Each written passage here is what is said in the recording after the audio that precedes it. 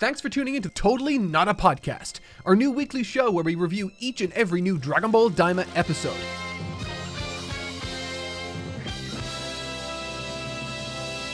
Welcome back to Totally Not a Podcast. We're a little bit late because Tyson was brutally assaulted, is currently bleeding thanks to an inanimate object. I was trying to adjust the blinds in my house, which have always been like really janky. Like you have to pull them way harder than you should to get the blinds to go up. And this time I was just doing this right before the podcast and the entire fucking thing came down, crushed me, and now my hand is bleeding a little bit, but that's okay. It's fine. Do you feel motivated more to talk about Daima with blood on your hands? We're about to have a full argument, blood, sweat, and tears. It's coming in strong, I'm going to be honest. maybe? Wait. You think there's going to be an argument in this episode? Oh, I don't know. You never know. It'll be interesting to see. Okay. There is more blood on me than there is in modern Dragon Ball. It's a podcast. He's got jokes. Okay. How are we feeling this week? Because last week I think we were quite down. You know, it's been a run of episodes that has sort of, I think, poisoned the well a little bit. We were fairly positive for like most of this first core, you know, pretty upbeat, enjoying the vibes, kind of, you know, hoping it would ramp up in tension. And then we have kind of reached that point where the tension was sort of meant to come. And I don't know that we've quite, at least in Mark and I's case, been pulled in there. I don't know how Tyson's feeling this week. Where are we at? I want to go last on this because I want to hear both you and Tyson describe to me your experiences, and then I'll jump in at the end. Well, okay. I mean, my thoughts were like, It was a very strange episode. I think for me, more than anything, this is probably an episode that best refutes the idea that I only like episodes that look good. Because I think this episode looked great, and there's some really great stuff here. I think, like, you know, the big Super Saiyan moment at the end is one of the nicest fight scenes in the show. You know, there was some really nice stuff here. But I think I kind of walked away from this a little bit negative because I found some of the structure and some of the scenarios a bit much, a bit of an ask at times, and somewhat odd and disruptive, and sort of barely justifies itself. I have to say I was not super hot on it, but I didn't hate it. I just thought it was okay, I guess. Okay, Tyson, you go. Interesting. I went in really excited because, like I said, the end of last episode left me kind of interested in where this was going to go. And then I watched the episode, and I came away somewhere between kind of what just AJ just said, kind of like, that wasn't great. Somewhere between there and like outright perplexed. I think this must be the most perplexing episode of Dragon Ball Daima to me. And yeah, we'll get into that, but man, there's yeah. I don't even know. I don't know how to say what should be said. You've been saying like perplexing a lot sometimes, and it's often to like refute something I enjoyed. But actually, when I watched this episode, perplexed was the word that rang through my head. I was like, Tyson's favorite word is really drilled in deep, and I think it's very very appropriate for this episode. So yeah, Mark, over to you. Where do you stand, guys? I think we have consensus. Holy shit! Oh What? my god! I think we agree. Yeah, I can't believe it. Like, obviously, we'll get into specifics in just a second. We'll go through the episode. Yeah. But yeah, just a bit perplexing. The episode kind of felt deflating to me. Deflated a bit. It kind of Okay, we'll get into it because I want to tackle this in order. I don't want to blow our load too early. For sure. I'm that's excited fair. to get into it because it sounds like even though we're all in a consensus, I might still maybe have the most critical opinion on this, but maybe that won't end up being the case in the end. Yeah.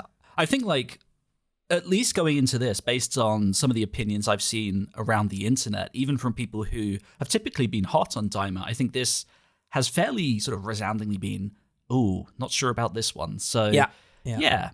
At the very least, I don't think we're like completely at odds. But sure, I mean, let's jump in because I think where this episode begins is sort of maybe what kicks off the slightly perplexing aspect of the episode for me, which is it outlines, I guess, the threat of this episode, which is the military force and most specifically their guns, right?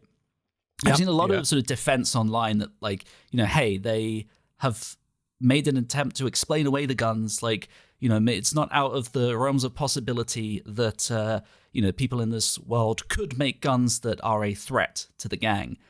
I can't say I buy that personally, because I feel like that kind of flies in the face of what's been established in the show so far, right? In that, like, they were immensely afraid of the gang because they defeated Majin Buu. And so we turn them into kids to try and nuke their powers a bit. But as we've seen over the past 13, 14 episodes, they've kind of recovered from that. They have bounced back into Super Saiyan form. We've seen Super Saiyan 3. Mm-hmm. I don't buy that this is an issue. I just don't.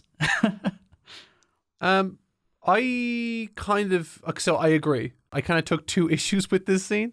Okay. It could take two routes. It was either, okay, the guns don't do anything, and okay, that makes sense because they're super strong, or the guns are doing something, so go Super Saiyan immediately. Or, just like, it felt like this was stalling for the sake of stalling. Yeah. And that's I have a lot of problems with this episode, but this is maybe the most prominent and like ever present issue I have, which is, first of all, I'm sorry, I don't buy the guns thing at all. Like, that's fine. I can't believe there isn't even an attempt at an explanation in the first place. Like, we're in the demon world. Say, oh, the guns are magic. They defy something. That would at least help.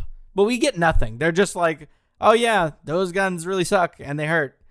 But also, and I understand that what I'm about to say is going to sound like nitpicky power scaling stuff, but it's not something that I came up with after thinking about it and trying to power scale. It's just like what was in my mind, which is while watching this episode, which is like, they're all sitting here like, oh no, we can't deal with these, like, in the first scene, it's like, I don't know, 10 people shooting guns at them. And they're like, we can't do this. Oh, one shot, I'm like incapacitated.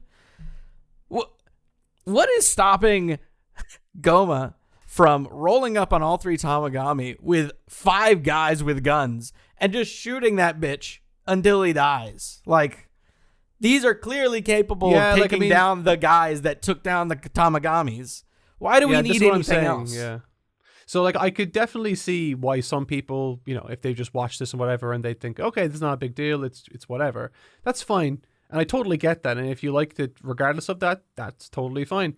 But there are things within the show itself that sort of point in the direction that this shouldn't be what happens with people armed with guns to these characters. Because as you said, if it was as effective as it's supposedly, or what, if guns were as effective as this episode is trying to paint them as, like, why not just use them against the Tamagami? I will say, I just read a comment there, and it's actually a really good point, and it could excuse the fact that it could excuse why they haven't gone Super Saiyan immediately, and it's that they could be conserving their energy because they don't actually know what the situation is with this demon world's Tamagami yet. So they might be thinking, I need to fight that guy. Even that just doesn't track, because they're like that. And this is the crux of my problem with the whole gun thing this episode, is it's portrayed as a like serious, like, life or death situation. Like, even like we get here and Goku gets zapped and he's like, oh, that really got me. And then afterwards, it isn't. I will. Yeah. Like, okay, no, so afterwards, Vegeta goes in immediately, like, jobs to a gun, and he's so wounded by one singular shot that he needs a pseudo sensu bean. Like, okay, I could be wrong on this. Isn't that because he denied taking one in the past, and therefore Goku at that point in time had more energy than him? That was a long time ago, though. That was like 4 episodes or 3 episodes ago. Well, okay, but in actual time though, that's not a long time ago. 3 episodes ago, they were still just after arriving in the second. That was still hours ago, and we had an episode where he did regular fights with the giant stuff, and there was no issue there. I don't think there's anything in the show that implies that Vegeta is running on empty in any way at this point. Yeah, I do also think, by the way, that, like, Vegeta is taking this very seriously. I don't think Goku is, and there's plenty of evidence in the episode as well that Goku isn't taking it super seriously. He keeps saying things like, you're cheating, you can't use guns, and, like, you know, all that kind of stuff. There's that sort of language from Goku that you often see with circumstances where he isn't taking things seriously. He's treating it more like a competition. But obviously that excuse doesn't carry over to Vegeta then as well. And by the way, I'm probably more in agreement with the way you guys are talking about this. I'm just playing devil's advocate for the sake of interest. Right. Yeah. Right. I think for me, I don't care about power scaling stuff at all. I'm only interested in it in the context of, does it work within the scope of the narrative? Does it fit its own internal logic? And I think for me, why this became an issue is that when I try to excuse it, to make sense of it, it then starts to contradict something else. Like there's no even balance where it all makes sense in a certain way. Like either, these guns are so powerful that they actually could have been useful against the Tamagami, or this just doesn't make sense, Like I feel like it doesn't no justify matter itself. what angle you look at this from, it doesn't jive with its own internal logic, which is baffling, really. Power scaling gets a bad rap because, a lot of people, that's all they care about. And, you see the 30,000th Twitter post of like, oh, could Vegito beat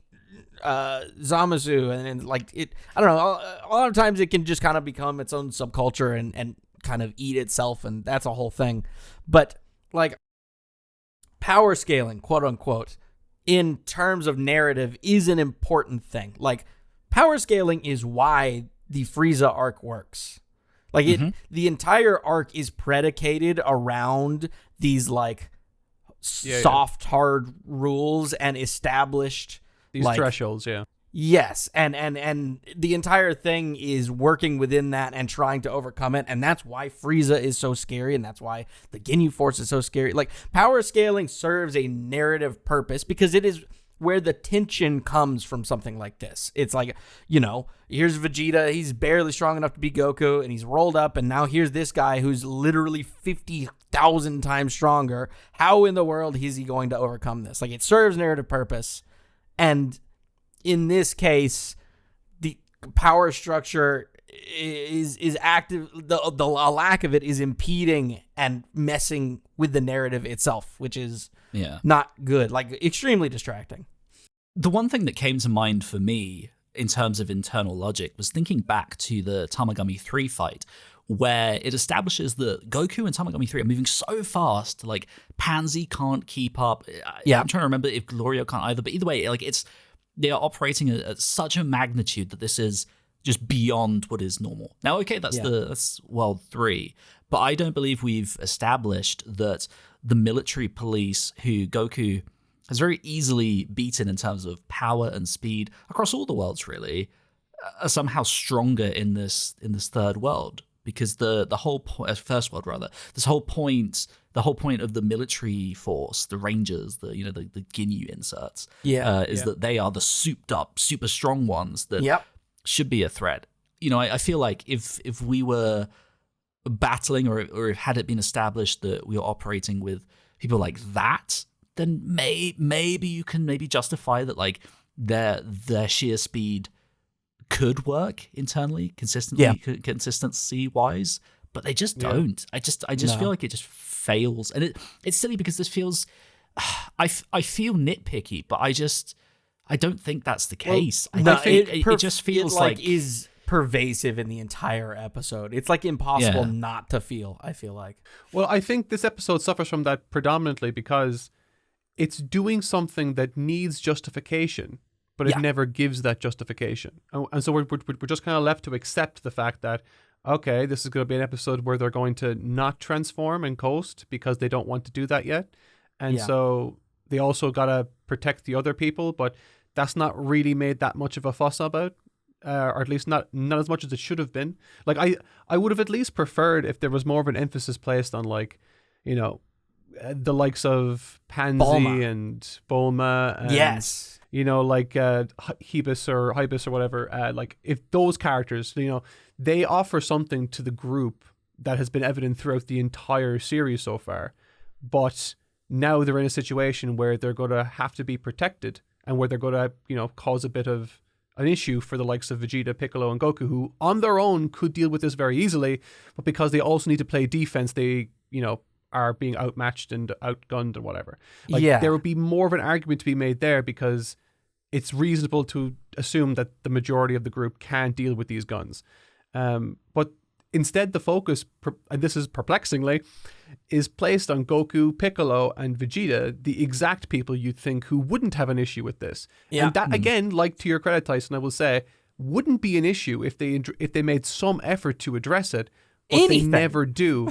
Really, the closest thing that we get to any kind of explanation is, if you don't mind jumping ahead a little Yeah. bit, to the conversation that Piccolo has with Nebo, which is just this general vibe that, like, oh, if it hits your vitals, you know, you'll be gone. Yeah, there's that as well. And there's also an attempt at an explanation that, like, oh, we're in kids' bodies. That's making this tough, which just doesn't. Even though the entire track. series has been, the entire series they- has been overcoming that hurdle, and they're capable of Super Saiyan 3. Yeah. like I don't get it. If you look back to how we ended the discussion portion of last week's podcast, we were of two different minds about how we interpret it, but we all agreed, like, the vibes going into the third demon world is, what the hell are any of these losers going to do about these, like, weapons of mass destruction that are coming their way? Apparently everything. Yeah, and of course, you guys' interpretation was they aren't going to be able to, and that's a bummer narratively. And my interpretation was I don't know what they're going to do, but that is the intrigue. It turns out the answer was, actually, guns are plenty terrifying. Apparently. I don't know. The thing is, like, we actually how suddenly, but I think we even came to like a prediction on how, like, you know, King Kadan and all that kind of stuff would play a role in this, and it would be because I think we all kind of, like, sensibly came to the conclusion, they need to defend, you know, the more vulnerable members of the party, and so that will free them up, and that's where the conflict will be. Like, you know, there's plenty of room for drama there, interesting drama, but it's never used, and King Kadan just shows up, and it's just more stuff to bolster the. I mean, I do think, like, genuinely one of the moments where I was like, I don't know that this was conceived of with, like, the context of the rest of the series in mind, because, you know, there is a scene where Glorio is shooting at the enemies, and Kaioshin is just cowering behind him. Yeah. It's like, what are we doing? And like, I think, you know, Kaiser Neko made a decent point that, like, quite a lot of Daima almost feels like a first draft in a way, in that, like, there's some cool ideas here, but it's like someone to go back over to check, is this all consistent with one another? Is this cohesive? Yeah, which is bizarre because, like, it's all written by one person. Yeah, all of these scripts are by Yuko Kakihara. Yeah, and like the format itself lends itself to a cohesive story, because it's not like one episode is written and they haven't, you know, thought enough far ahead to get to episode 20 or whatever. Like with this, the story is conceived of, turned into episodes, and then delivered. You know, like it is bizarre that there are just these little bits here and there where they just, again, like you said, they just don't feel like they fit. You know, like for me, the Shin thing was a big one for sure. Just seeing him cowering after having, like, what, like 5 episodes ago, saying, "Hey, you know, I'm a fighter too." I'm like, I mean, he's kicked a bunch of ass ass in this series too. Yeah, I don't get it. It's weird because, like, we've moved into this second core, the second half of the series, and it's like, I don't know, so much of the first half feels ignored. It's odd. And I think perhaps one of the most egregious examples of this, and maybe you wouldn't have felt like this, but the flashback that happens in the middle of this episode to explain the eye and whatnot, that felt like such a bizarre placement, and like something that really should have happened, like, in episode 1 or it is somewhere so in the fucking first weird. score. I'm so glad you said that, because it is so fucking weird, but also it covers a lot of stuff that has already been said.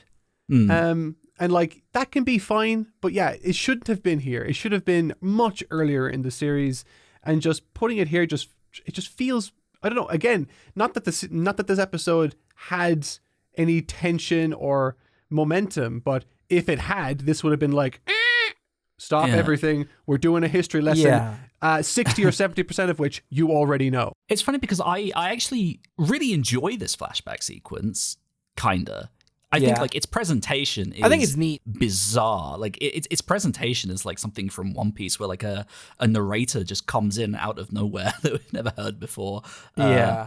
And like delivers all of this stuff in the midst of a battle. Like that felt extremely Oda to me and very anti Toriyama and Dragon Ball. Very strange. Yeah. But like what's actually in here I think is cool. Just to sort of pivot to some positivity for a sec. Like I really do quite like the idea that, you know, Dabra usurped Abra by stealing the eye. I didn't and, like, see that one coming. Hold the power. Like that's really cool stuff. Like I'm a big fan of the lore in this. I think that's great. Yeah. But I found it just a very strangely placed flashback and just a strangely formatted one. It just seemed wrong. Yeah. I think it's visually presented well, but structurally in multiple ways, as you just mentioned, a bit odd.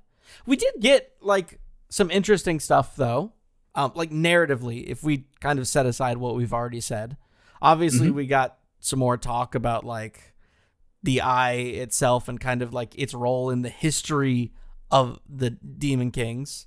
There's one shot that I put here for the video listeners down at the bottom that I only really caught on a second watch, which is they're talking about like, oh, they used it to gain like incredible power, and it's this shot of presumably Abra, but some Demon King who is like tiny in the frame, and then he gets really like big and bulky. And I have to imagine that whoever we talked about this last week, that are we going to get any more transformations, whether it be from the main gang or somebody else? Have to imagine the answer now is definitely yes. Whoever gets to use this third eye will get like a big, like bulky big boy form, just based on this shot alone, surely. Yeah, I agree. Yeah, when I saw that, I was like, there's the transformation we've been thinking about for the past couple episodes. Like, yeah. So, you know, I guess that'll come. I think, like, with the way it's presented, I'm pretty Team Gomar based on that. Like, I think it has to build to that. And I think the way that, like, Arinsu talks in this almost feels very kind of, like, third party to it all, in that, like, maybe the drama there will be that, like, Gomar gets it and it becomes this strange, like, Goku and co and Arinsu and co, you know, all battling it out for this eye that Gomar has now gotten. That feels like maybe where it's headed. I don't know if anyone else got that vibe. Definitely either him or Degasu. We'll see. I could not. I struggle to imagine a giant beefy Arinsu.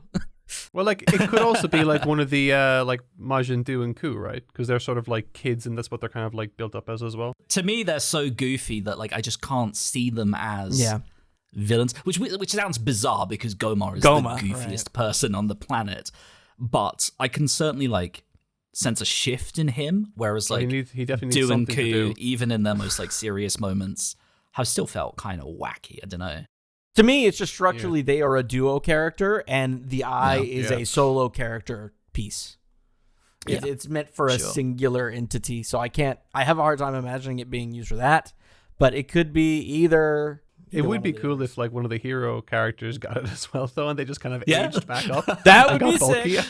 That would be so sick. Yeah. There is more though, because we also get like how it got lost in the first place and some of that usurping, which this was my favorite bit of the flashback, was just kind of just Dabra doing some like trickery, and also shout outs to this little bug guy who has no name. Even in the credits, he's like Tertian Oculus Thief or something like that, but I fuck with this little bug guy. I think he looks sick. Yeah, I like his design. I like this because it's Lord of the Rings. Like it's the one ring being thrown off down the river, and Hybis as Schmeagol is great. Yeah. We see towards the end of this, or maybe towards the start, that Gomar is like, "Holy shit, the eye is on that guy's belt. Go get it." And then Hybis then runs into a hat girl person.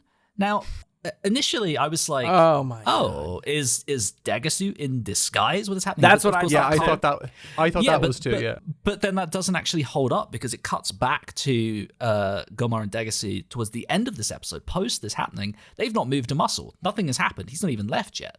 So I got the impression that he had done it, but just Yeah, it I hadn't been also revealed to got us, the the audience. impression Did that you? he was returning. Yeah. I don't remember if there was Yeah. a line or like the way it was blocked, but I also got the impression that he maybe it was like returning to the room. you might be right, but the reason I cast it aside, other than seeing that scene, was that of course in the next episode preview you then see him holding Dende hostage, Oh and I'm my like, God. well, is he doing that to try and grab the eye from them? Like, is that where we're going with this episode? But anyway, yeah, this girl was so much fun. Like, I don't know of about all you of guys. Definitely the best part of this episode for me. I was by just a gonna wide say. margin. I was just gonna say. absolutely. She was so funny. I love like, how to me, 180 we are on this fucking thing, Tyson and I. It's so funny. Yeah. Well, yeah, this was so like, good. This does what I have loved about Daima to this point, where like, yeah, there's action going on, but it's like such a like irreverent Toriyama-esque like gag that like everybody's scrambling for this tertian oculus, and he just runs into this pretty girl who thinks it's pretty, and she offers a kiss, but he's like, I don't give a shit about that. I do like your hat though. Yeah, Yeah, I know. 100%. a Like good in laugh an episode that is so all over the place, it got to this scene and I was like, there's no way in hell this wasn't a contribution from Toriyama. Like it's so him in Even every the shape way. of the hat is like, that motherfucker had to have come up with this, because what is going on here? Yeah, it's so stupid. I She do love is it, hot It's- though. I would like to hear more about Hat Lady in the future. I would like. I was an worried entire about where you were series going to about go with that sentence there for a second. Yeah. No, like, just to cut it short, I really liked the gag. I thought the scene implied, you know what, it didn't imply fucking anything, but it felt like I was left to assume, and I feel like I'm assuming rightly, that this was Degasu, shape-shifting disguise guy. I think it's possible, at least. Well, especially because, like, in this episode, Degasu just gives a weirdly knowing stare. Yeah. Like it's the narrative equivalent of him winking at the camera saying, I got something up my sleeve that even Goma doesn't know about. Yep. You know, so which, by the way, fucking finally he's doing something. Yes. And that's good. But yeah, this was definitely the part of the episode that I enjoyed the most. So from here, we do head back into battle stuff. We sort of covered our issues with some of that. Yeah. There's like, this is, they start assaulting the palace. And I really enjoy, there's a shot where it's like a wide shot of the whole palace, and all of the military police guys are rolling up, and there's lasers flying everywhere. And that was something I felt like was really missing from the first half of this episode, where they get to this first demon world and they're like, oh man, they're really everywhere, we can't deal with them. And then it cuts to shots of like 3 guys in a plane. I'm like, can you not deal with this? I know. But this, at least, like, once they get to the like palace area, like, there are legit like hundreds of people firing lasers. I'm like, okay, that's a bit better. There are ish. I, for some reason, left with the impression that by the time they get to here, all the battle takes place on the ground. And that seemed weird to me when they can all fly, or at least there's enough of them to fly to carry those that can't, and just fly over everything would be a lot easier. Or at least drop key bombs from up high. Like, just use the air advantage is what I'm saying. Because you have, like, this big aerial shot here of just, like what looks like at least 50 or 60 enemy characters or whatever, just, like, on the ground, literally like a big pile of ants. Like, just fly over them, circumvent them, or just bomb from afar. I will use this opportunity to reiterate something I touched on in my own video this week, that, like, this is supposed to be a war, right?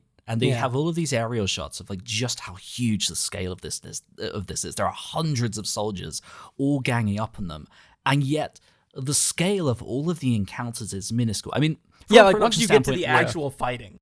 Yeah, like, I don't expect them to animate a fucking army. I don't care how good your schedule is. No one's animating an army like that. But you have to convey the scale in some way. And so much of the action was, like, them stood in the tiniest thing you've ever seen, in the tiniest scenario you've ever seen in your life, in the most, like, compact area. And it's like, what? this is what we're doing? Like, come on, man. These two Saiyans in this Namekian who are capable of like flick one-shotting Frieza. Oh no, they're in an alleyway with 3 guys with laser guns. What will they do? Again, this all just goes back to the whole point that we made at the 4 of this episode, which was just that the episode wants to do this, fine, but justify it. Yeah. And there's no justification. No. I enjoy the bit, maybe not enjoy. It actually upset me more, but like it, and so much that it almost made me laugh, where I don't think we've ever seen Piccolo do this, where he just like offers to use his regeneration to like kamikaze himself. He's like, let me go out there, I can regenerate, which is funny to begin with. Which, well, like that kind of like, it's weird because it's actually taking further this line of thinking of trying to scrutinize the story to justify certain things to an extreme that I don't think is even necessary. Yeah. But just please justify the decision you've made here to not transform. Justify the decision you've made here to let this entire scenario be more of a problem than we think it intuitively should be. Yeah. But it just never happens, you know? All we get is just Neva being like, oh, well, if they hit you in the vitals, that's game over. Yeah. Sorry. And it's unfortunate because like what leads into my least favorite part of the episode is like these tanks roll up and that nukes Goku, Piccolo, and Vegeta. And coming in to save the day off the back of this is the Kadan squad. And I was just like, I wanted them to show up. Obviously, Yeah. I've been talking about this for so long, but the way that it was executed, I genuinely found myself laughing. It was I such a laughed out loud at the fake out. terrible fake out attempt. Yeah, I was just like, this is comically nothing. awful. Yeah, I The hard music cut almost made me feel like it was purposefully, like it wasn't actually, but it was like they were going for a the scene at the end of Resurrection F, or especially the way it's done in the Super anime, where like Goku is like big celebratory music, Goku is like lording over Frieza, and then the music cuts because he's been like nailed Shot. in the chest. And they do that with this. With a laser gun. It's so it's way more like unceremonious. Like it's not built up to it all. It's like, oh, they shoot and they got him, and then it's just like they're gone. But then also it's not convincing at all, and I laughed out loud, which maybe is not ideal. Yeah, it's probably not the emotion they're hoping to get from this particular scenario. It's just, again, just having given it only like a moment's thought, like last week, just for the sake of conversation in the podcast, like we floated the idea of like, oh, here, this would be a really good just, you know, utilization of the characters that can't fight. They're creating an obstacle for the main heroes who can fight, causing there to be more tension than there needs to be. And thus this group, when they arrive, it'll be a huge release of tension because they'll be able to take the heavy lifting away from the main fighters so that they can go off and do more important things in the castle. That seemed like a narrative layup to me. Yeah. Like it was there. And they just said, no, I'm not doing that. Rebound, fucking full court shot, let's go. And just completely just missed the mark for me. I think it's an important point because, you know, I think when we've been quite critical of Daima, we've been accused of disliking it because it didn't meet the expectations that we had going in, or we thought something, and when that didn't happen, we were upset. But I think that's not true, and I think it's unfair, because I think what we're operating on is what the show is promising, what it's setting up on its own terms. We're operating on the terms the show has laid out, and when it doesn't, it's not our fault we like the show and listen to it. yeah, like, when it doesn't do that, when it fails to operate again within the realms of what it has set up, its own internal logic, it falls apart, and it has done that quite consistently across these past couple of episodes, which is the shame. back half of this series is so bizarrely much. It's so much weaker than the first half, I think. I don't necessarily know if I agree with that. I do still think that there's a decent amount of like, because we sit here talking about this for 2 hours each week, we like talk about and discuss and set up some expectations about what we're thinking is going to happen. And yeah, obviously that is based upon things that we've seen, but like I think there's a difference between waiting for something to happen with the Tertian Oculus, where like there are multiple times where this is explicitly set up, and other instances where we have pieced together these little things and guessed what might happen. I don't. Well, right, but what I'm saying is that like, if something doesn't happen the way that I thought it would because of things they set up, I'm not mad about that. I'm mad that what's there is not good. Oh yeah. So like this is how I would interpret it. Like this You know? is my justification. Like this is my backup answer for AJ here, and just to kind of reinforce his point. In this episode, and I think this episode is the biggest culprit of this particular faux pas that we're talking about. So I'll use it as an example. The entire narrative of the main cast progression, that being Vegeta, Piccolo, and Goku, has been overcoming this handicap that was placed on them at the very first episode to become stronger. And over the course of the series, we've seen them progressively get stronger to the point where they're an almost unstoppable force. And so, as an audience member that pays attention to the story that's being told, once we get to this episode, we have no reason to believe that any of this should be a problem. Right. But it is a problem, which again is fine, but now that needs to be justified. Similarly, throughout the series, we've seen that characters like Shin or Nahare or whatever his name is can be a fighter that is used on the battlefield. But yet in this episode, for some reason, he's not. Like there are loads of instances in this episode where you can only really say that it makes sense if you've ignored what the story has told you up until this point. Right. Yeah. And that's my biggest complaint with this episode. Yeah, like Goku himself has assaulted groups of like 20 like military police guys. And I guess maybe I could go back and check and see if any of them were actually shooting guns or if it was just they had their little staves. But even then, I feel like I remember this is certainly not the first time I've seen the military police shoot guns. So yeah. And just because the environment is red and fiery, that doesn't mean that it's harder. Yeah. It just none of it. Again, I'm sure we will get comments that like, oh, you guys are being like cringe power scalers. It's not that at all. It's like this episode just does not, even on a surface level, like somebody that has barely been watching this show, it just does not pass any sniff test. Like you watch it and even passively you're like, huh?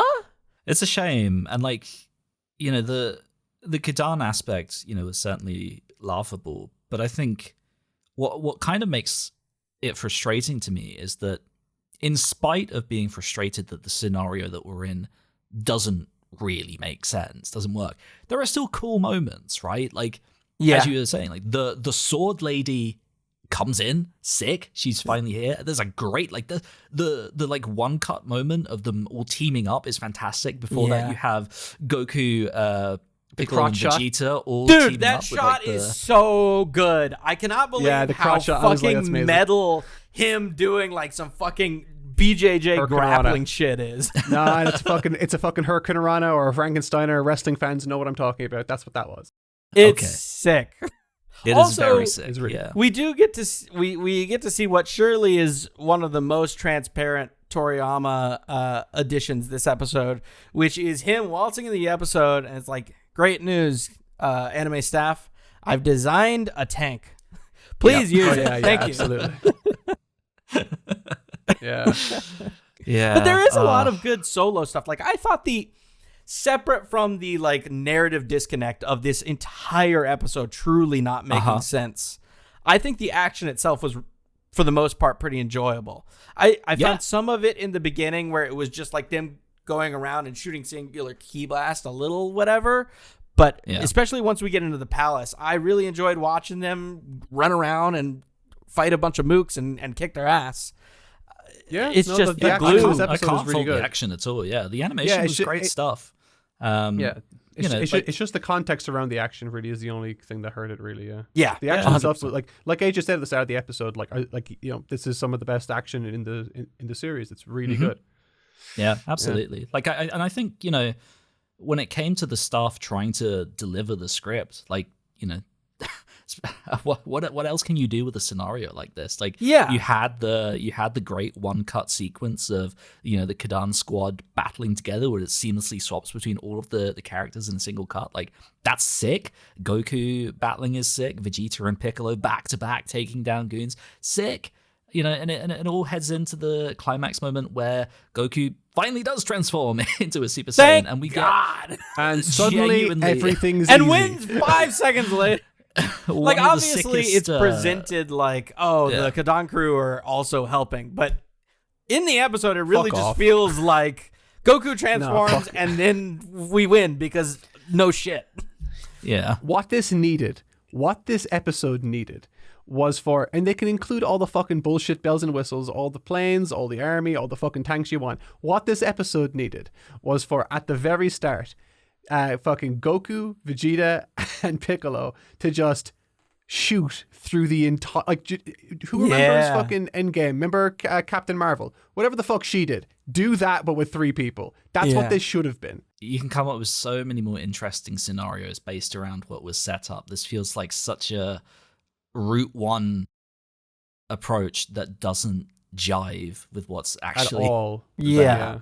Like, And the thing is, like, but like, one of the things that I loved, and I keep saying this, my biggest fear with Daima is that the Tamagami 3 fight is the best episode and will go down as the best episode. 100%. That's my biggest fear. I don't want that to be the case. But what made that so good is what this episode should have been.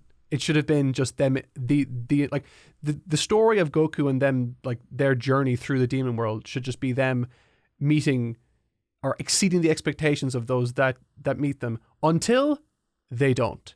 And that should be the undercut moment that leads into the finale, the big final battle. The moment of them not exceeding the expectations surely should not be because mooks have guns.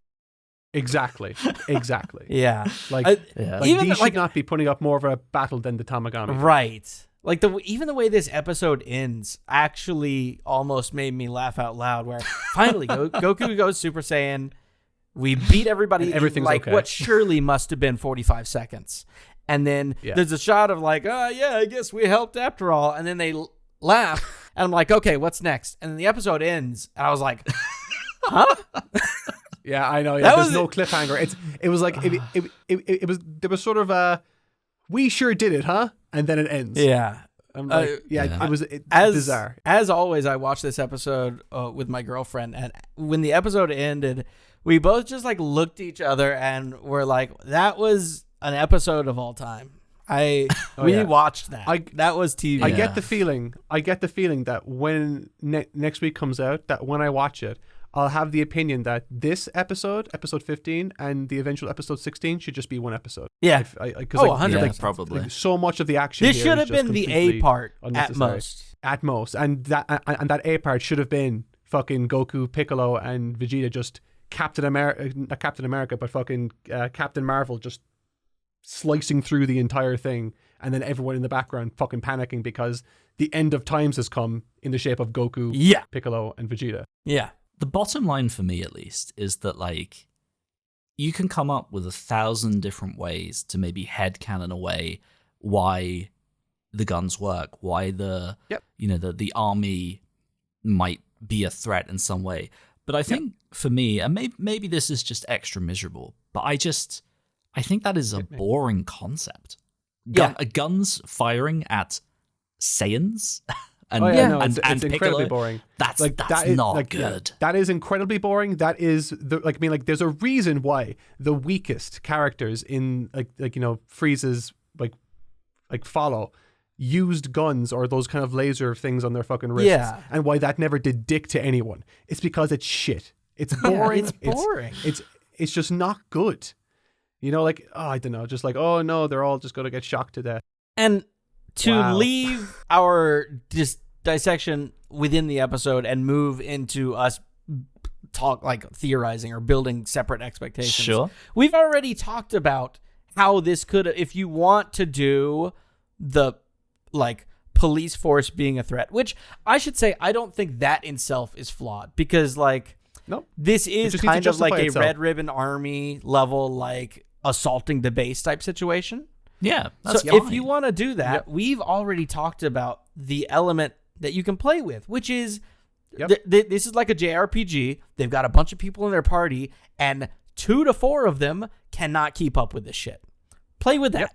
Yeah. Play with the fact that you've got Bulma and a bunch of other weaklings here who you need to protect while assaulting. It would be such a novel idea too that the series hasn't really done. Yeah. I mean, the closest we got to it was like, I was going to say Namek with Bulma, but she didn't do anything. No, she literally hid in the cave for the entire saga.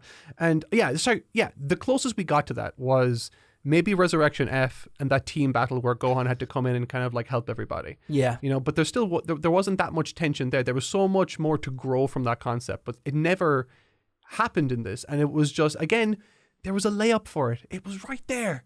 And some guy just said, fuck it, we're half courting shot this, and just didn't work at all for me. It was a woman. Thank you. How dare you? How dare you? I want to ask you about one thing before we move into briefly talking about the next episode preview and the Q&A. Because I've been having some thoughts about the structure of the series. And these are thoughts that I've had already and have kind of mentioned over the past many weeks that we've been doing this. But I saw a comment on Reddit, of all things, that actually almost sort of put voice to what I'd been describing, which is that, Daima wants to be an RPG, right? Like, that's kind of the structure that it's tried to take throughout. And so one of the things that I've often said is, what I really wanted was for us to visit places and find people's problems and become involved in their stories that then tie into our stories, and we move forwards. And one of the examples that someone gave actually ties back to something that Tyson mentioned, which is that Lime filler episode where Gohan rolls up, he finds a problem, people try to solve that problem on their own, they can't, Gohan tries to help them, then steps in himself, yada yada yada. It's great, you feel an emotional attachment to stuff. Someone was saying that it would have been cool if, you rolled up to the village near Tamagami 3 and you learn about someone who lost someone. Who had tried. And, we hear about that with that person with the gun that never comes back again. It would have been so cool. Yeah. You could have seen someone there who so desperately wanted to find some kind of revenge there or has some kind of emotional connection, if you don't want to go too serious for Daima's tone. But to have built a connection there, to have Goku invested in someone else's story in a similar way that we are invested in, for example, Snow in the Red Ribbon arc or Android 8 or what have you. You have these ancillary characters that work within the context of what that story is in that moment, and you move and you take that forwards. And you could have then moved into World 2 and had that giant episode Early Days where you learn something about Tamagami 2 from that. You maybe learn something from afar about why they have some kind of attachment or some kind of reason to be involved in this in some kind of way, and you take something from that. There's an emotional investment to it. You gain a character in some way. And when you then come to this episode where this war happens, where Kadan and co show up, when the other people are maybe there to help as well, you feel invested in that because you care so deeply about their stories and perhaps why they were after these wishes in the first place from these Tamagami or whatnot. I think you end up with an investment that is more than just, here's Kadan and his crew who we saw in like 1 or 2 episodes and didn't really know too much about. To me, that's kind of the emotional hook that Daima has been missing, not just in the sense that that's what RPGs are good at, but that's also how original Dragon Ball was structured. Yeah. No, I 100% agree. It's shaped like that. It has elements of that, but it never makes use of any of those elements to the degree that it should, if it was trying to be that. Pansy is probably the closest character we get to fulfilling that particular prime directive that you're looking at, but even she, in like the last 4 or 5 episodes, has just sort of fallen away. Yep. She's just kind of like did she say anything? Oh, no, she did say something in this episode. It was just kind of reacting to her father arriving. Yeah, right? at the very end. At the very end. Yeah, it's just it feels empty almost of like the character that you were saying that this series kind of needed, especially if you're going to go on an adventure.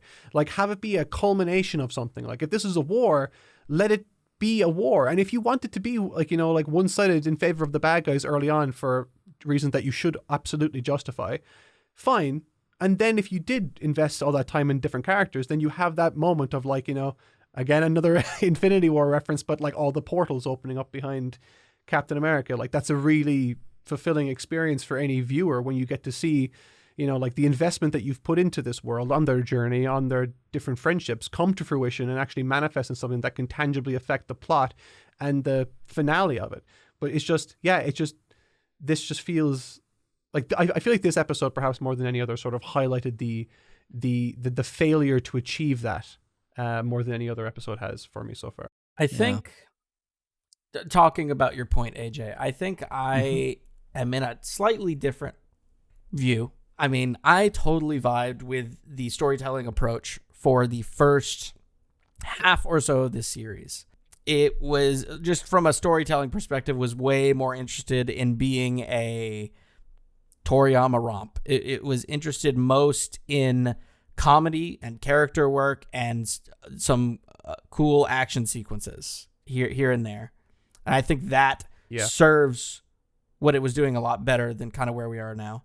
And I think the real thing that has fallen apart for me, maybe not entirely, maybe fallen apart is like too dramatic, but the thing that has like sort of fallen apart for me kind of since we started the second half, since we got to like the second Demon World, is we've picked up the pace, and I even complained about it when that first happened, but the consequence of that has been that we have just kind of dropped what Daima was doing in its first half and dropped the characters that we spent all that time with in the first half. Like, we could do a compilation of every word that Pansy and Gloria has said from episode 11 till now, and I bet it's like 100 seconds long.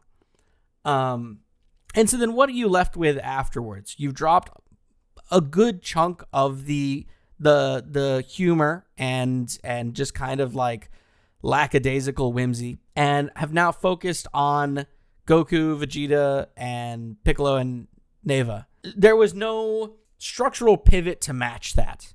It's now a Goku, Piccolo, Z Crew show, but we've lost the whimsy, but we've not added in crazy tension to match that.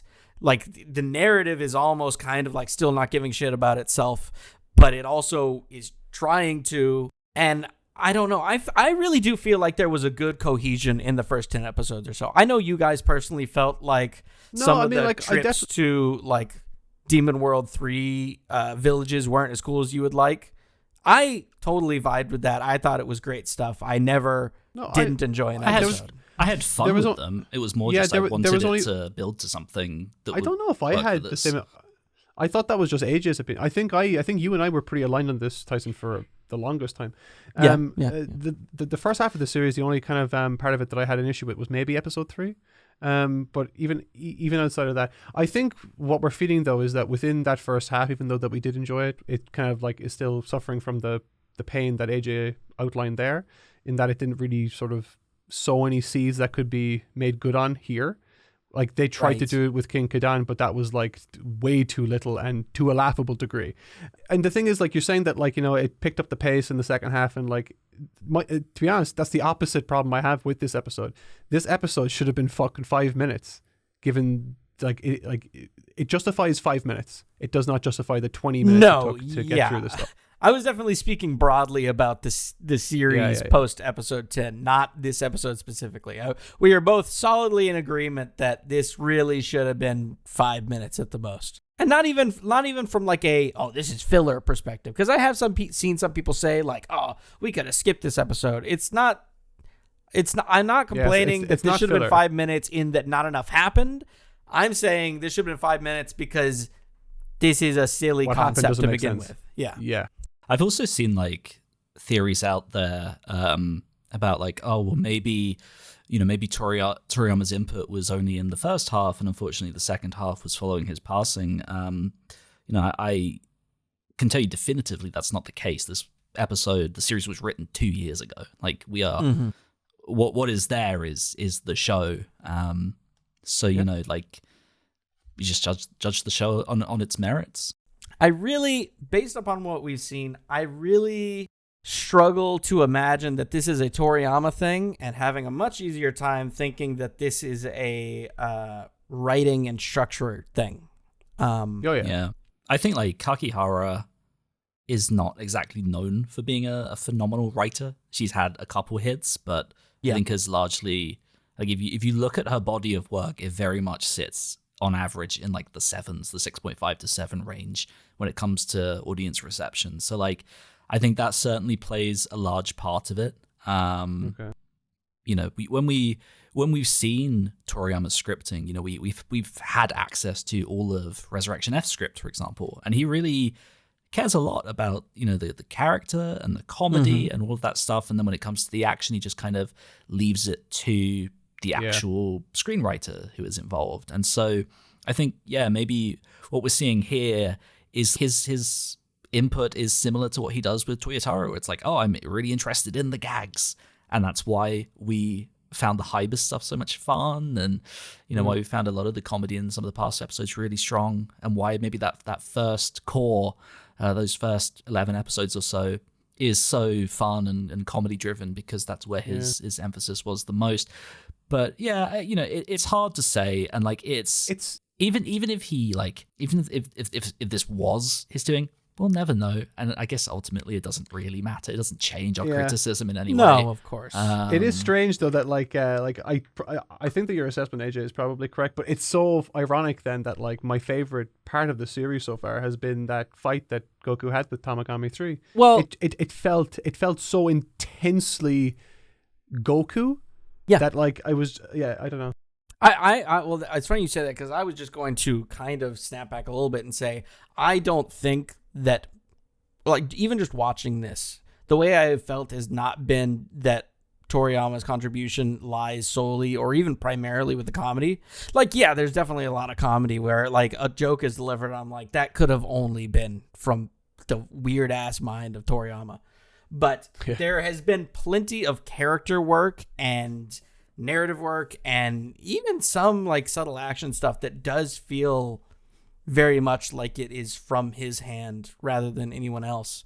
And there's even stuff that we kind of already know to some degree is from him. I mean, this isn't a great example, but we talked about how seemingly confusingly consistently interested Toriyama is in some of the lore stuff for this series. And how much he cares about like the history of the Glens and them being trees and a bunch of other stuff.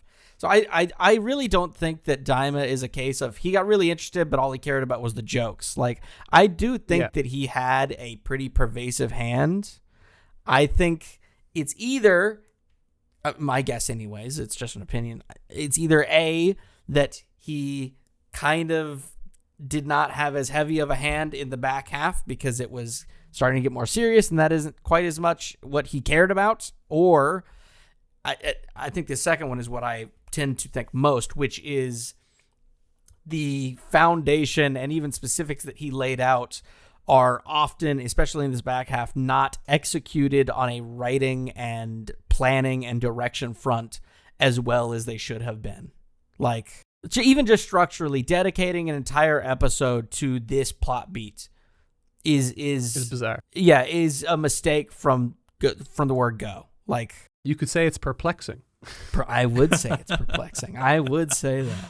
Well, do we want to talk about the next episode preview? Oh, I am excited to talk about this for multiple reasons. Okay, hit us. What do you got? First of all, and I really hope you all agree, the shot of Degasu holding up a gun to Dende is the funniest thing I've ever seen in my entire life. I laughed out loud. It's so fucking funny. And it's so well drawn and dramatically lit. Yes. It's the funniest thing I've ever seen. It's so serious. It's so good. It looks beautiful too. This is I can't wait. This episode looks gorgeous. Yeah, it really does look nice. I suspect, just based on the art, that it will be a Shintani-led episode, which is exciting. I may be wrong, but that's certainly what it looks like. And Pansy jumping into action with a fucking electric spatula is the greatest thing ever. Like fly swatter. Yeah, that's the one. The episode itself looks like it's going to contend with like the next phase of this infiltration, which is just the big Ginyu Force coded goons. That should have been here this episode. Why we already set them up? Do we need? I just worry. I just worry that this is going to be an episode that will suffer from the same problem. It'll just feel like, oh yeah, this should have been half an episode. Yeah, it's funny because like, you know, we spent last week saying like, you know, we really love the vibe of this Ginyu Force, but like they kind of don't really justify themselves. Work with what's been laid out so far in terms of like because how like things the sit Ginyu on Force, the power totem pole, you know? Yeah, like the Ginyu Force when they arrived, it was like an oh fuck, like okay, things are super serious. In fact, they're so fucking serious that now Vegeta, who was a bad guy, now has to ally himself with the good guys because it's this serious. That isn't happening here. Like, I hope it doesn't happen. And I mean that genuinely. I hope... What do you mean? I hope that their arrival and fight with the gang is mostly a funny affair rather than being these guys with guns are suddenly contending with these guys type situation. Yeah. I mean, if they're going to spend an entire episode, then yeah. In fact, I hope they swap sides. That would be cool. I think it would be great. They've recruited everybody so far. Why not recruit them? They're very clearly pretty chill. I definitely think that like it will probably be a predominantly comedic kind of episode just because of how they are. And I think that will work better just in the sense that like the enemy in this episode will have a personality. That will work a little bit better than this episode. So, you know, I'm certainly looking forward to that. And, you know, as we've been saying, we've been lamenting the lack of action from characters like Pansy and Glorio. Seeing Pansy clearly doing something is cool. So, yeah. Certainly good stuff. Obviously not masses to break down from this preview, but, you know, based on that alone, there's potential here for sure. Still trying to figure out why Dende doesn't, like, think in his head the way that Goten and Trunks do, but you know what? I've moved past that. I'm way more interested in him holding up a gun to his head. It's so hilarious. I cannot believe how funny that shot is. You heard it here first, folks. Tyson loves when guns are held up against infants' heads. In this case, yes. You could put that one on the record.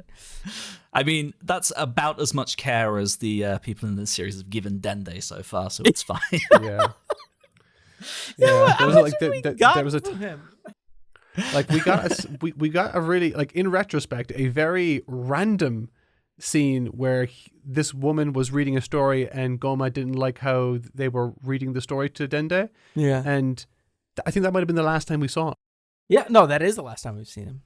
As like, best I can recall. I just don't understand what, like, why. Why, I don't know. It's awesome. Well, I look forward to it. Into the Q&A we go. Yeah, that's the whole episode. Oh, wait, no. We've not rated the episode. Oh, Jesus, I completely forgot. Oh, fuck me. 5.5. Oh, that's so high. 5.5? No, I'm going to go... Like, the action is fun to watch at the very least. It is, but everything else. Honestly, it's below average for me. If I put average has to be 5 in the middle. So for me, I give it a 4. That's not how ratings work. It is now. 5 is an average. Don't get me started. I'll go on a whole tirade about this. I'm going to go 3.5. That's pretty low, but that really is how I felt watching the episode. Wow, I liked it the most. That's bizarre because I don't feel like I liked it very much at all. Refutes the 5 in the middle. I'm going to go 3.5. Well, that's good. Okay. Yeah. I know what you're saying, but that is fun.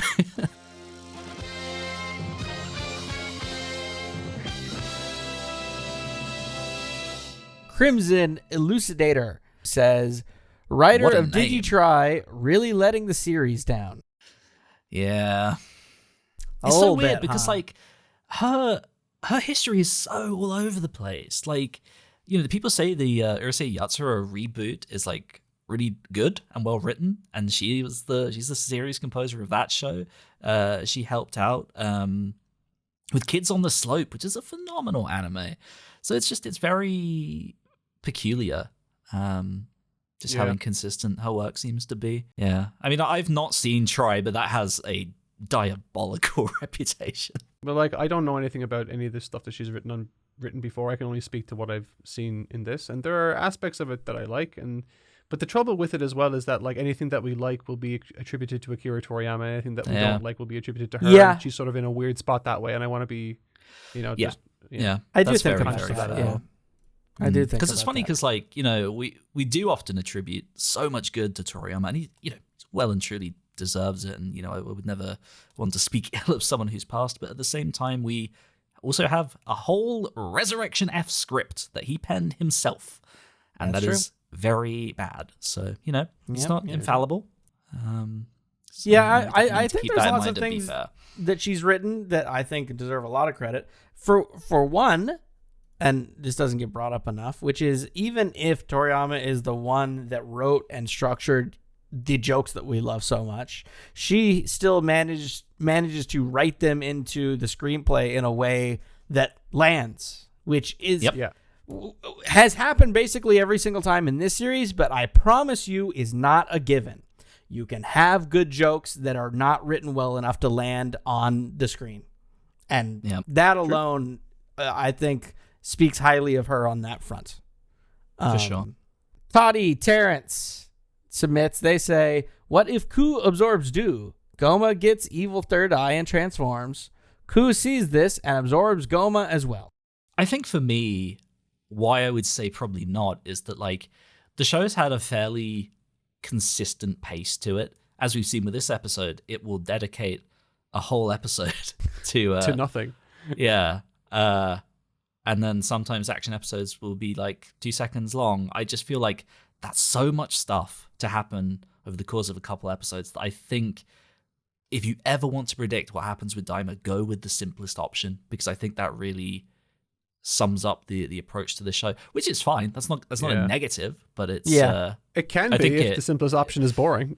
for sure. But yeah, I think like when it comes to predictions, it's definitely the main thing to keep in mind. The next super chat is from ProtoEXE, who says, I don't know if it's just me, but episode 13 through 15 felt like early GT, parentheses derogatory.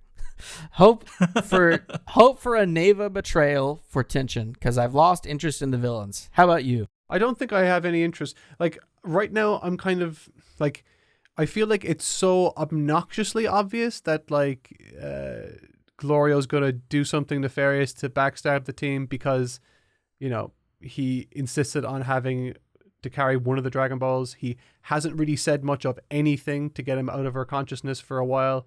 Like, obviously, we know that he's working with Arinsu, and like, according to her in this episode, everything's going according to plan. So, like, I am interested in that line, by the way. We didn't talk about it, but I'm curious.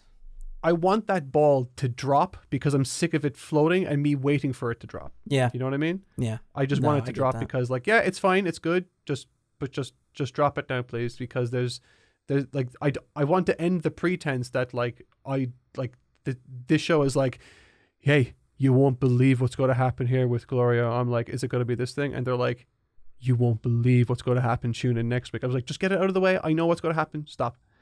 So yeah, there's a bit of that. But what if you won't believe what's going to happen? Watch now. I've completely misinterpreted him as a character, and it's just not going to go that way. But as AJ said, the simplest, most obvious answer is the way this is going to go. And if we follow that train of thought, then that's absolutely going to happen. So I just wanted to get out of the way. I mean, for me, the simplest thing is that like what we think is happening is like not happening, in that like. What do you mean? Yeah. You're gonna have to use some additional English words. Okay, I will use some. I will use some more of my limited vocabulary to explain. I feel like Glorio has felt so neutral and seemed so just normal and fine for so much of this series, and that like the nefarious aspect of that has slipped so far into the background that I just am not expecting any genuine evil from him. I feel like it will almost be like a single scene, one and done. But he was actually good. Moving on. Like that. That's how I see it. Given the fact that they've already kind of like made it obvious that like Arinsu is the one pulling the strings, then the subversion that would naturally follow from that is that he's actually had a change of heart and he's come to like them a lot since then. So like, yeah, that definitely lends itself as like the most obvious circumvention of that particular thing. Yeah. For what it's worth, I also kind of agree that some of this has felt like early GT parentheses derogatory. I don't know. These last 3 episodes have just been a real bummer to me. It's like so sad because I love Daima so much. I really have enjoyed everything before it to such a great degree. I wanted to get back on sturdy ground and go back to leaving each episode feeling grateful that I was alive for this airing. Like last week I said that that I'm not enthusiastic or excited for each subsequent episode like I had been in the past. And it was more so this week. Again, I didn't watch the episode until like an hour or two before we hopped on for this podcast. And that just like, I feel like that says enough on its own. And me being like a lifelong Dragon Ball fan, like, it's just a bit disappointing the way that it's kind of gone so far. But again, I'm going to withhold like, my full thoughts until I watch the entire series and, Yeah, for me, I'd love to go back to episode 13 with my giant boys and just do 7 more episodes of that. That'd be nice. I would not, but okay. That's a skill issue. It's the best episode of the series, and we will have this debate until the end of end of time. I can't believe you still. I don't even think it's as good as what like for the episodes that you want. It isn't even good in that regard, I don't think. No, I don't think so either. Can anyone, so for anyone listening and that's actually at a keyboard or on their phone or whatever device you're listening to this on, can you just sound off your rating for that episode? And the episode that we're talking about is the hamster episode. So could you rate that out of 10 for us, please, so I can just kind of get a temperature check on the actual chat and what they thought of the episode? Don't listen to them. 4 out of 10? 4 out of 10. 5. 8. 6.3. 11 out of 10. 5, 3, 6, 5, 4, 3, 5, 8, 4, 3. 6, so 4, 6, I think we're 6. averaging out at about a 6. Yeah, I would say a 6 2.8. or a 5 is kind of average. No, these people are stupid. Yeah, everyone else is wrong. I am correct. Correct. Okay. I would never call any of you stupid. I love you. No, I would. Neither would I. I would. I question all your intelligences. I cannot believe you did not love the giant and the cute hamsters. Maybe if I didn't love the good. giant because he wasn't anything. Yeah. We're not talking about episode fucking 13 in this episode. I don't. Yeah, we're not doing it. Not this episode. Not today. I like you saying that after having started it. Yeah, I started it and I stopped it and I'm stopping it. Okay. Okay, the next super chat is from our other BFF, Niall Harrington from where, Mark? Oh, I think he said he was from Kerry. Now, well done. I believe that's right. They say the girl has the same hair and eye color as Glory Hole. First of all, amazing. Second of all, really? Talking about the hat girl, the rest of their comment says, do you think she was actually working for Aransu and Degasu, and Degasu's plan is just threatening Dende?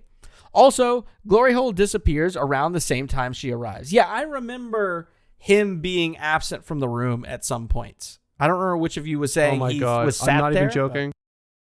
I'm not even joking. If Degasu's big plan this entire time was just to threaten Dende for whatever fucking reason, that will be a nuclear bad moment for me. Because, that would be horrendous. But I can totally see it being the case. It's interesting that you say that because I kind of feel it would be bad if that doesn't happen.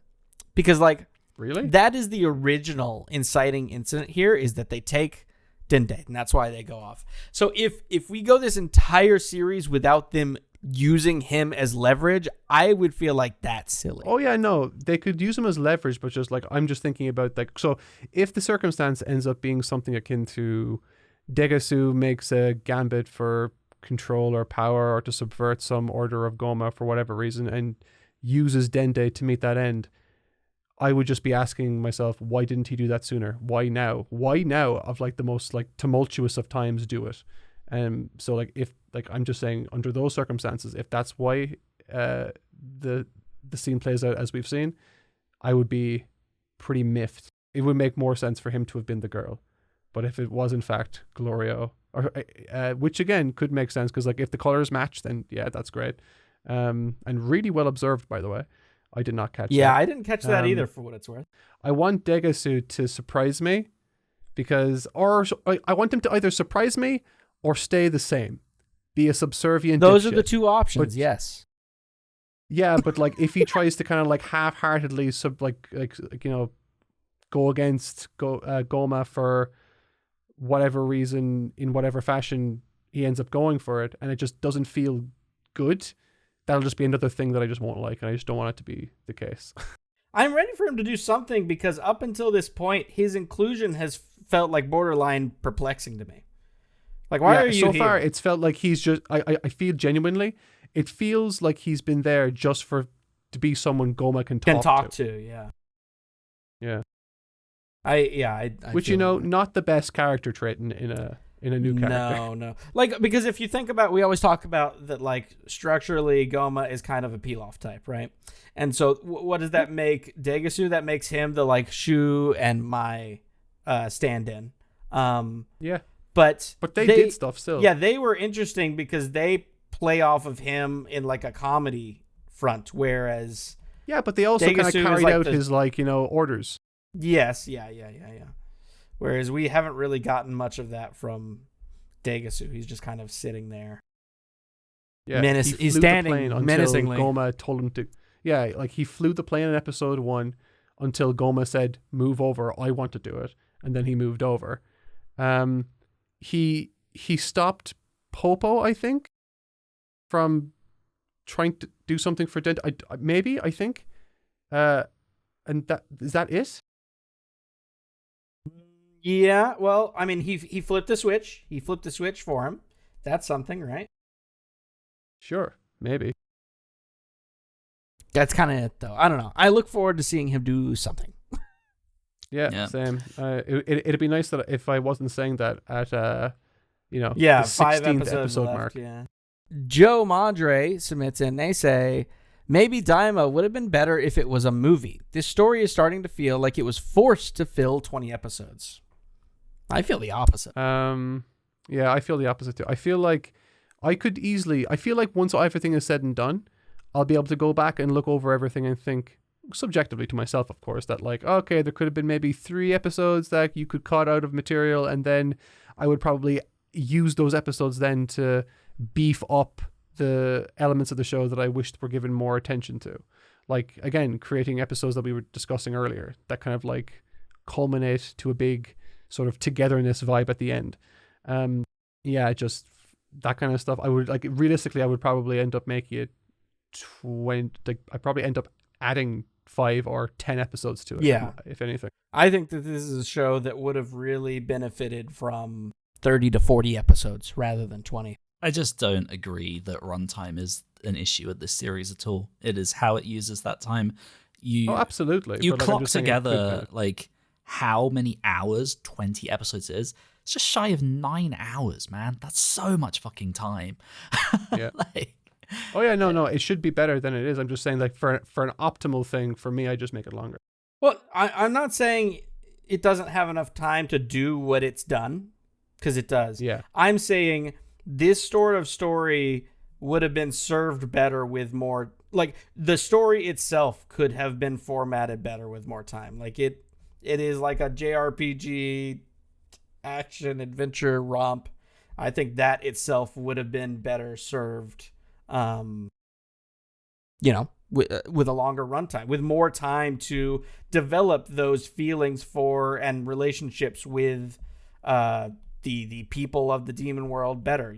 That's what you've been wanting, and I think I just having more don't think time you to need have that with done time. Think of how many hamsters you could fit in there. Just think about it. Yeah, did you consider I'm how serious. many hamsters?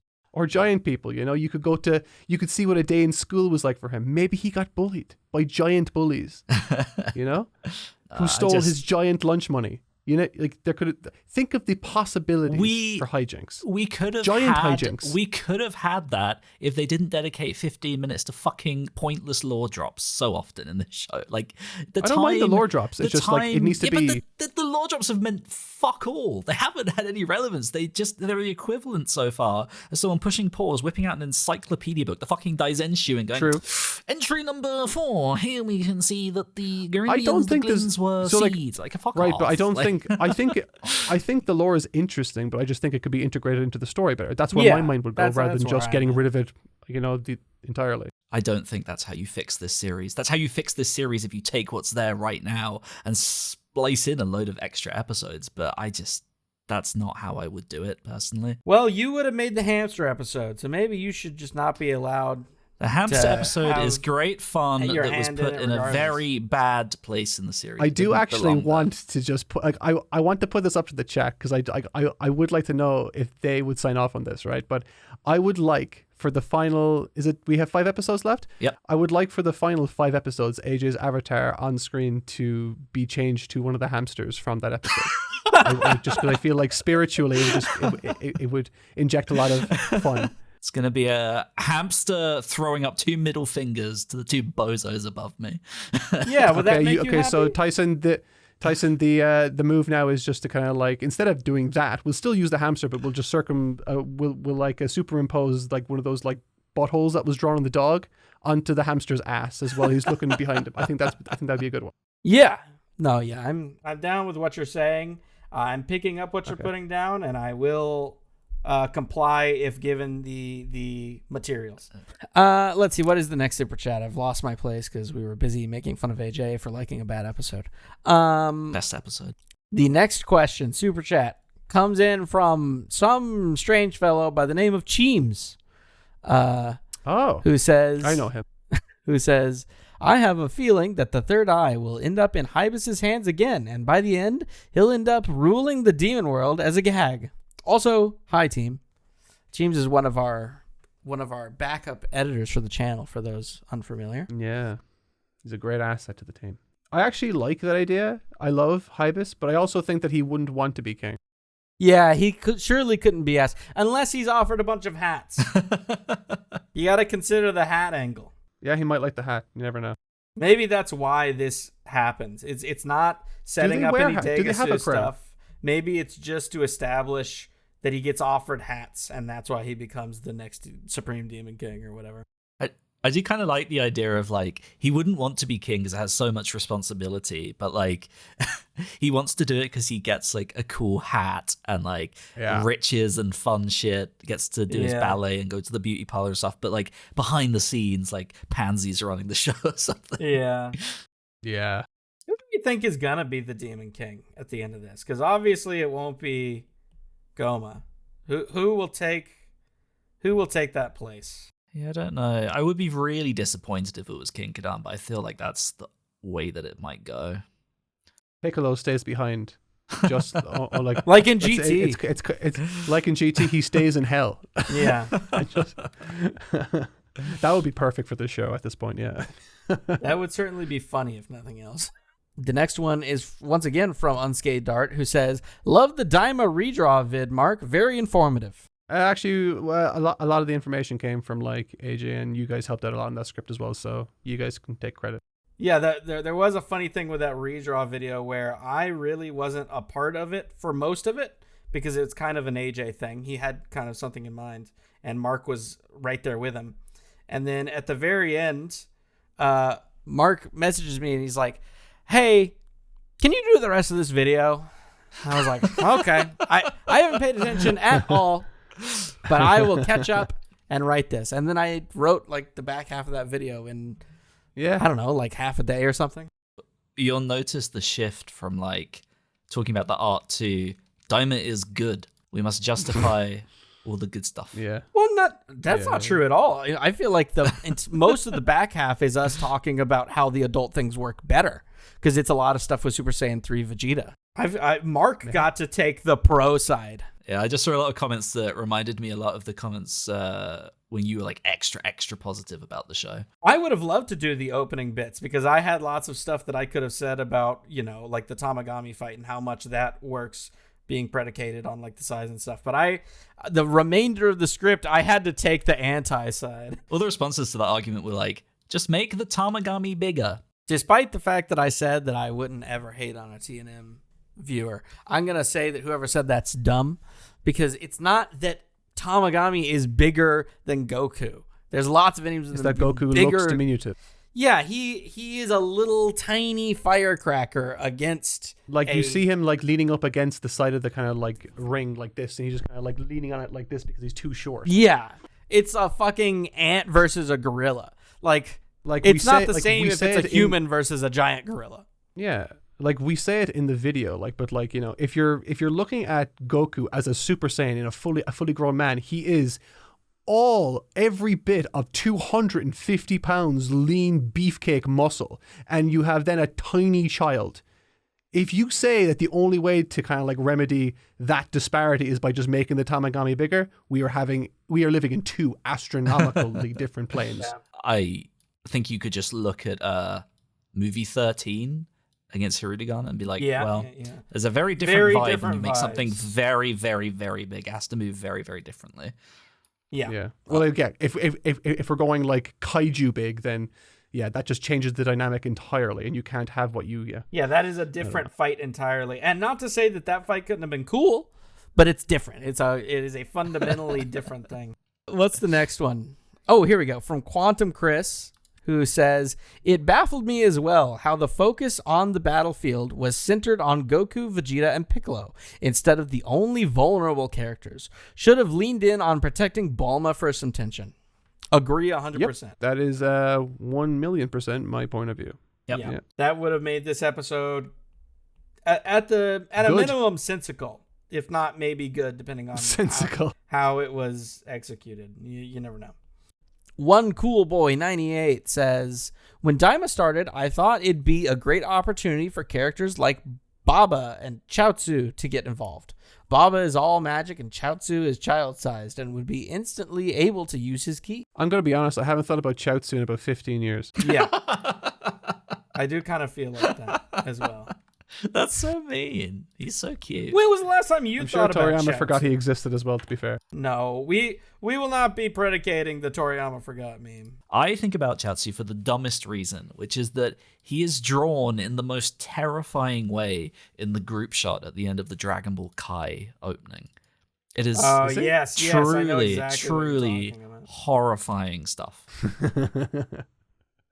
He really is. He's quite literally ugly. The only time I ever think about Chaozu, it might be when someone mentions the word Pokemon, and I immediately think about that scene from TFS. Look, Vegeta, a Pokemon. Wow. Well, here's a fun fact for you guys that are still watching. Mark loves doing impressions, and that does include Team 4-Star. Yeah. Master Roshi. There it is. He loves doing Roshi. He loves it. It's a pretty good impression, to be fair. I'm not hating. Well, I am a little bit, but it's a pretty good impression. Abdul Aziz A submits, they say, cool thing about the flashback is they show different races of the previous kings. Parentheses, Glyn, Goma, Army Guard. Glyn design looks very cool.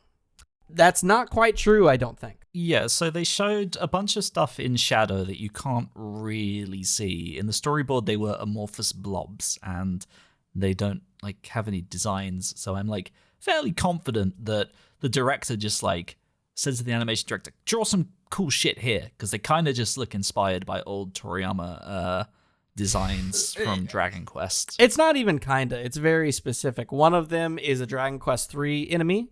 One of them is literally just aged up Beelzebub from Sandland. I don't remember who the third one was, but he's also a reference. They're just kind of like Easter egg references to old Toriyama characters. They're not meant to be anything crazy, I don't believe. The final super chat is from One Cool Boy 98 again, who says, we can't trust AJ anyway because he draws with a mouse. Well, first of all, Correct. You called me a mouse user. You're going to be a hamster in the user script, even though you used a tablet. I did that on purpose. For the past however many episodes that we've done redraws, I have used a tablet. I've not used a mouse in a while. I'm drawing with a mouse as we speak in the chat, and have done in every single episode of this podcast. But if I'm doing something serious for the channel now, I do use a tablet. I know that. I put that line in there anyways, partially because it's funny, partially because people know you as a mouse guy, and partially, and I do mean this, just so that you would say that to me. I see. This guy. Outstanding. I wrote it in, I was like, I can't wait until AJ bitches. I don't use a mouse for these anymore. What the hell? So you can keep the meme alive. Yeah. It's your identifier in those redrawing videos. That's it. That's all the super chats, Mark. We did it. It's another episode in the bag. Hey. Well done, everybody. Good job all around. Love the energy. Didn't like the episode.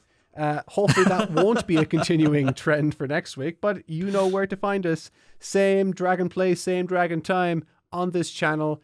Next week is what, episode 16? Yep. So yeah, we're on the final quarter of the series.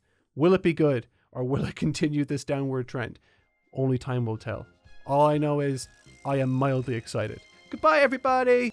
Bye, gang. Bye.